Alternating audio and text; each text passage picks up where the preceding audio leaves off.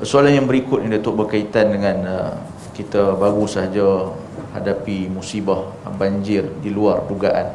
Sebahagian negeri ada yang memang dah saban tahun hadapi banjir, tapi ada juga tempat yang memang di luar dugaan mereka. Mereka ingat banjir ni biasa saja, tengok-tengok sampai habis tak nampak bumbung, sampai tinggal tangga rumah saja dan sebagainya.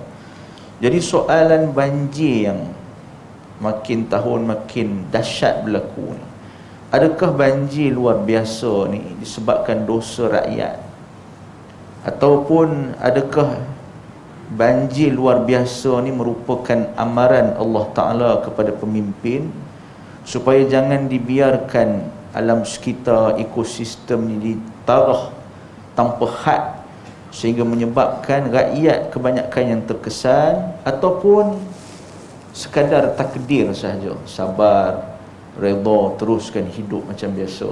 Nasihat Datuk.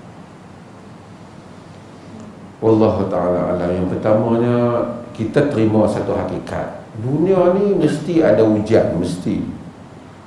Kita taklah kata kita nak duduk di dunia ni tak ada apa-apa hujan. Hujan kan kena demam, sakit, kekurangan buah-buahan. Walana baluwannakum bisyai'in minal khawfi wal ju' wa naqsim minal amwali wal anfusi was samarat wa bisyai'is sabirin. Allah beritahu, uji kita ketakutan, kelaparan, kekurangan harta benda, buah-buahan, kematian. Itu akan berlaku dalam dunia ni. Cumanya siapa baca sejarah Abu Qilabah, banyak ujian yang kena dalam hidup dia, daripada banjir, daripada binatang haid buas, macam-macam. Kalau benda tu berlaku kerana nature tu memang macam tu, perlih, negeri-negeri lain pun hadapi banjir, bukan kerana tanda manusia buat apa. Memang kalau tak ada apa manusia tebak, memang dia banjir lah. Dunia mesti ada.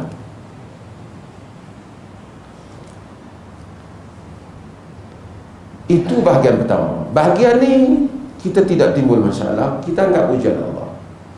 Bahagian yang kedua ialah bahagian benda tu berlaku disebabkan tangan kita. Saya nak buat contoh mudah, tuan-tuan nak faham. Kita tak pasal-pasal, kita tak ada sebab apa-apa, kita dah ambil langkah kesihatan semua, kita demam juga, sakit. Ujian Allah. Tapi kalau satu orang tu pergi cari cakoroi, ambil ketum, bubuh dengan bagus dengan ubat nyamuk apa semua, tek lembu pula buh kat atas tu, buh kan, buh apa lagi? Apa lagi? Ubat gegat kan?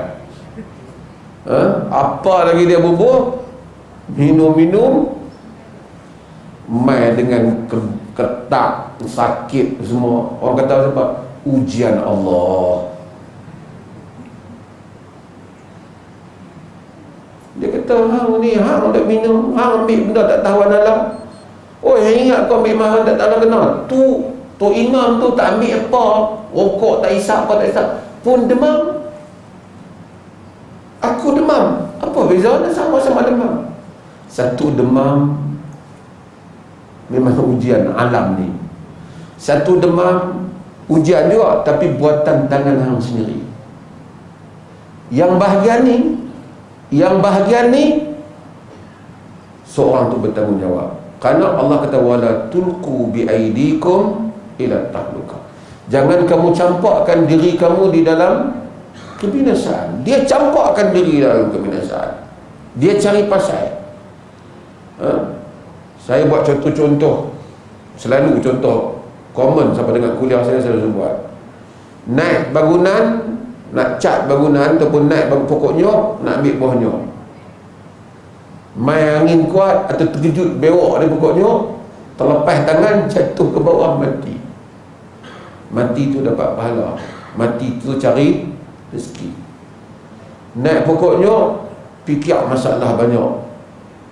Bini duk beletak tiap hari, masalah tu hutang apa semua, lepas tangan jatuh ke bawah, mati juga. Nampak cara mati sama, tapi yang pertama mati dapat pahala, yang kedua mati bunuh diri. Nak beza yang tu dulu.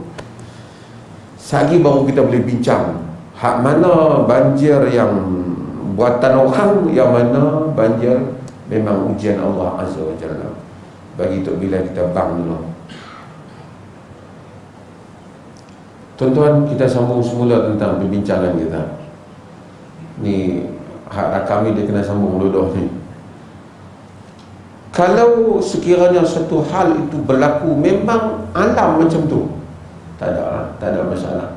Kita tak terbabit, jangan tangan kita. Sebab tu Nabi SAW kata, Allah dalam hadis Abu Dawud yang saya sebut ni, sawwaballahu man qata'a syajaratan sawwaballahu ra'sahu finnar. Siapa yang potong pokok bidara, Allah celup kepala dia dalam neraka. Sawwaba ni yakni Allah rendahkan, khafada akhfata, yakni Allah rendahkan kepala dia dalam neraka. Ulama-ulama dulu mereka bincang pasal apa potong pokok bidara kena rendam kepala dalam neraka. Di kalangan mereka kata mungkin mansukhut. Di kalangan mereka kata pokok Mekah ya kot. Tapi Abu Dawud yang meriwayatkan hadis ini dalam Sunan Abi Dawud, dia menyatakan bahawasanya kerana pokok itu orang duk jadi tempat teduh orang. Bila pengembara di padang pasir atau pengembara di jalan, dia pun panas semua. Bukan ada tempat-tempat R&R dulu, tak ada. Ada pokok. Pokok yang bertahan di padang pasir ialah pokok bidara ni. Bukan saja orang, binatang pun berlindung di bawah pokok tu. Main satu orang tak ada satu pasal, sebab tak ada, gatai tangan terbang. Nabi kata Allah celup kepala dia dalam neraka, tekan kepala masuk neraka. Maksudnya orang ni hati perut dia cukup tak elok. Tempat boleh orang duduk elok, pasal apa yang nak pergi terbang? Satu, itu yang saya sebut. Dan agama ni tuan-tuan, dia ada unsur ini. Bukan, dia memang tekankan unsur ni. Dalam hadis yang diriwayatkan oleh Imam Muslim Abu Hurairah, Nabi SAW katakan, laqad ra'aitu rajulan yataqallabu fil jannah fi syajaratin qata'aha min dhahri tariq kanat tu'dhin nas. Nabi kata, aku tengok satu orang lelaki duduk bernikmati nikmat dalam syurga. Disebabkan kenapa? Dia potong satu pokok yang duduk tengah jalan, duduk menyakitkan orang. Pokok tu duduk di jalan, jatuh, kena kaki orang, ganggu orang. Dia dengan ikhlas ubah pokok tu ke tepi. Nabi kata, aku tengok dia sedang menikmati nikmat dalam syurga. Tengok, jaga kebajikan orang. Dalam riwayat At-Tabarani, Nabi SAW kata, man adhan muslimin fi turuqihim wajabat alaihi la'natuhum. Siapa yang menyakitkan orang Islam di jalan mereka, wajib ke atasnya laknat mereka. Artinya, tuan-tuan, kita tak usah cerita balak ke apa dulu, kita cerita kita ni. Tak pasal-pasal pitok barang kat jalan, orang lincin jatuh. Apa saja kita buat, apa saja kita buat, dia menyakitkan orang. Sebab itu yang Nabi kata, ittaqul la'anain, takutlah kamu kepada dua yang dilaknat. Sahabat tanya, wa man la'anan ya Rasulullah, apa yang dua dilaknat? Nabi kata, alladhi yatakhalla fi tariqihim aw fi dhillihim, atau yatakhalla fi tariqin nas aw fi dhillihim. Orang yang buang najis di tempat jalan orang ramai ataupun di tempat teduh mereka. Pipi gayat, ya Allah, siapa punya kerja ni? Kita asalnya tak boleh laknat. Kalau kita laknat orang, laknat tu menjadi ke tak? Siapa dia yang akan timpakan laknat? Siapa yang akan timpakan laknat? Kita atau Allah? Allah yang timpakan laknat. Kalau kita laknat orang, Allah tak timpakan, buat apa kita nak takut? Tapi Nabi kata, takutlah dua yang kena laknat. Maksudnya, orang Melaka katakan, orang tak lahanat betul, siapa dia buat kerja ni kan? Nabi kita kamu kena takut laknat tu. Maksud laknat tu kena. Kalau tidak nak takut untuk apa? Kalau dia tak kena, buat apa untuk kita takut? Nabi SAW suruh kita takut kerana dia kena. Yang demikian ini dibuat dalam di dalam Qatil Masabih. Dia kena. Sebab tu orang yang kalau buat macam tu kena, ini yang saya sebut tuan-tuan. Kalau orang tu tadi kan, potong pokok bidara, Tuhan celup pada dalam neraka. Kalau kita potong pokok hanya kepentingan kita sampai rumah orang tenggelam, bukan jalan orang, agak-agak macam mana dosanya? Potong pokok sampai habis rumah orang. Yang hebat tu balok tu boleh main tepi rumah, tapi dia kata tak ada siapa potong, dia potong sendiri. Tak ada siapa salah, artinya tak ada siapa yang salah. Balok tu main sendiri, sama-sama kawan-kawan dia duduk sembang-sembang, balok tu dia potong diri dia, timbul main turun depan rumah orang. Kalau dibuang air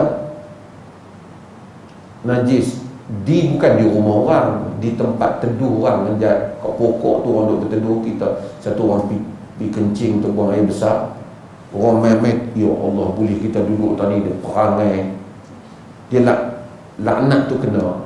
Agak-agak orang yang pergi tebang pokok apa, sehingga bukan segala air najis masuk dalam rumah orang, masuk dalam masjid, masuk di sekolah. Saya pergi dulu sangat, dahsyat. Saya taklah kata pasal lalak dulu sangat, dahsyat banjir ni. Tak tahulah sebab apa, kena buat kajian lah.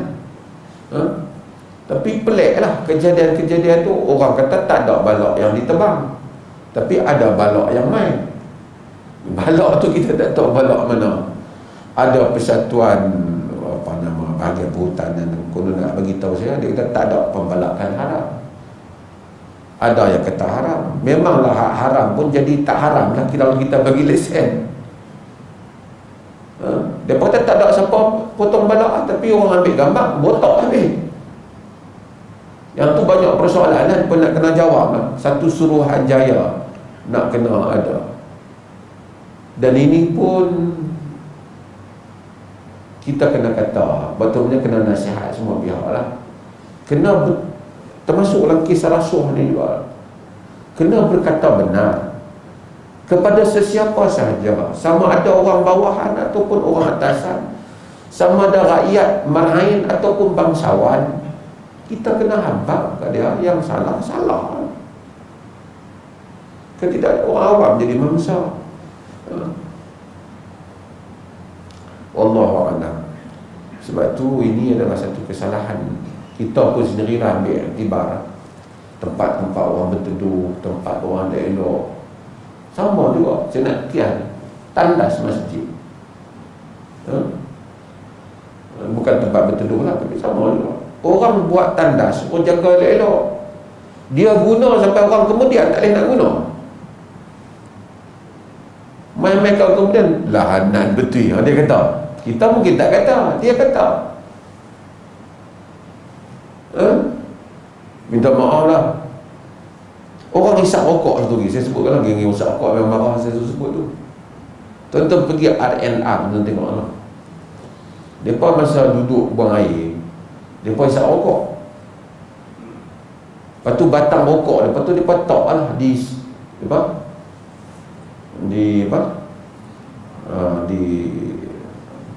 panggil apa tu? Tempat flash waktu tempat ayam. Tuan tengok semua tanda-tanda orang, kebanyakan tu ada hitam bekas api rokok. Tu harta awam tu. Peruntukan tu bukan dia nak bakar, dia bakar rumah dia lah.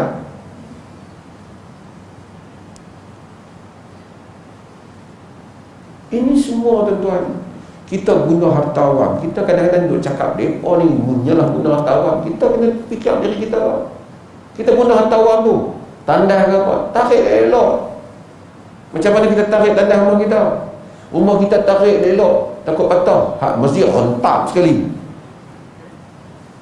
patah. Baru pasang kepala paip, ya Allah, dia buka dengan pelayar lah. Saya nak sebut masjid-masjid ni kan, kepala paip nak ambil wudu, buka elok lah, perak buka, patah.